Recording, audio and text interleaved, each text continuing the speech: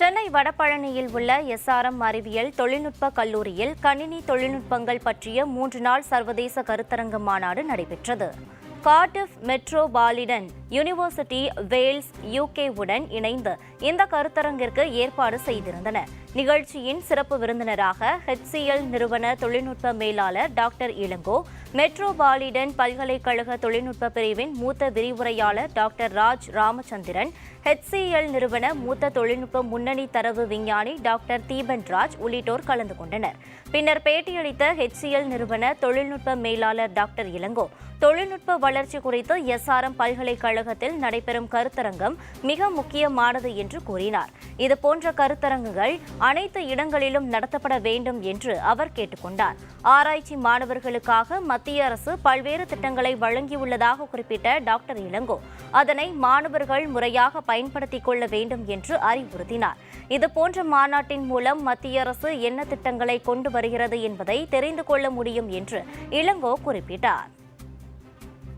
இந்த கான்ஃபரன்ஸில் பேசுகிற எல்லா டாக்குமெண்ட்ஸும் இன்டர்நேஷ்னல் லெவலில் இருக்கக்கூடிய ஒரு பப்ளிகேஷனில் இது வருது.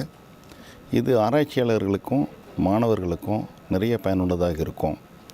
நம்மளுடைய மாணவர்களும் நம்மளுடைய ஆராய்ச்சியாளர்களும் கொண்டு வர்ற ஒவ்வொரு புதுமையான படைப்புகளையும் இந்த மாதிரி ஒரு கான்ஃபரன்ஸில் பேசிட்டு அதோட அடுத்த லெவலுக்கு எடுத்துகிட்டு போகிறதுக்கு இந்த மாதிரி கான்ஃபரன்சஸ் நிறைய பயனுள்ளதாக இருக்கும்.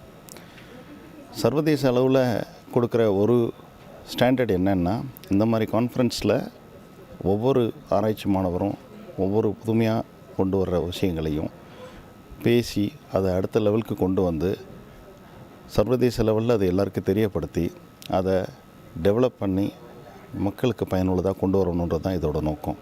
மாணவர்கள் இப்படி ஒரு ஃபஸ்ட் இயர் ஸ்டூடெண்ட்டோ செகண்ட் இயர் ஸ்டூடெண்ட்டோ இதில் அட்டன் பண்ணும்போது இப்படியெல்லாம் ஒரு வாய்ப்பு இருக்குது அப்படின்றத தெரிஞ்சுக்கும் போது அவங்களுக்கு ஒரு ஆசை வரும். அந்த ஆசையை பார்த்துட்டு அவங்க என்ன பண்ணுவாங்க, அடுத்த தடவை அதை ப்ரிப்பேர் பண்ணிட்டு வருவாங்க. நாமளும் தேடி இருப்போம், உடனே நம்ம இந்த மாதிரி ஒரு பேப்பர் போட்டால் என்ன, பேப்பர் பப்ளிஷ் பண்ணால் என்னன்னு ஒரு ஆசை வரும். இதை போய் அட்டன் பண்ணால், இந்த கம்பெனி இந்த மாதிரி ப்ராப்ளம் இருக்குதுன்னு சொன்னாங்க, அப்போ அந்த ப்ராப்ளத்துக்கு என்ன சொல்யூஷனாக இருக்கும்னு சொல்லி அந்த மாணவர் யோசித்து பார்க்குறதுக்கு ஒரு வாய்ப்பு இருக்குது. டாக்டர் இளங்கோவை தொடர்ந்து பேட்டியளித்த மெட்ரோபாலிடன் பல்கலைக்கழக தொழில்நுட்ப பிரிவின் மூத்த விரிவுரையாளர் டாக்டர் ராஜ் ராமச்சந்திரன், பொதுவாக தொழில்நுட்ப மாநாடு என்றால் ஆங்கிலம்தான் மக்களுக்கு நினைவில் வரும். ஆனால் இந்த மாநாட்டில் தமிழில் மாணவர்கள் புதுமையான படைப்புகளை சமர்ப்பிக்கலாம் என்று தெரிவித்தார். தொழில்நுட்ப வளர்ச்சியின் மூலம் தமிழ் மொழியின் பண்பாட்டை அதிகரிக்க இந்த மாநாடு வழிவகை செய்கிறது என்றும் அவர் கூறினார். இன்று கண்டுபிடிக்கப்படும் எல்லா தொழில்நுட்பத்திலும் தமிழ் மொழி இடம்பெற்றுவிட்டால் மொழி வளர்ச்சி அடைவதுடன் மாநிலத்தின் பொருளாதாரமும் உயரும் என்று ராஜ் ராமச்சந்திரன் தெரிவித்தார். இந்த மாநாடு பல வகையில் ஒரு சிறப்பு மாநாடாக நான் பார்க்குறேன். அதில் முக்கியமானது என்ன அப்படின்னா, இந்த மாநாட்டில் மாணவர்கள் பங்கேற்பாளர்கள் தமிழில் சமர்ப்பிக்கலாம்.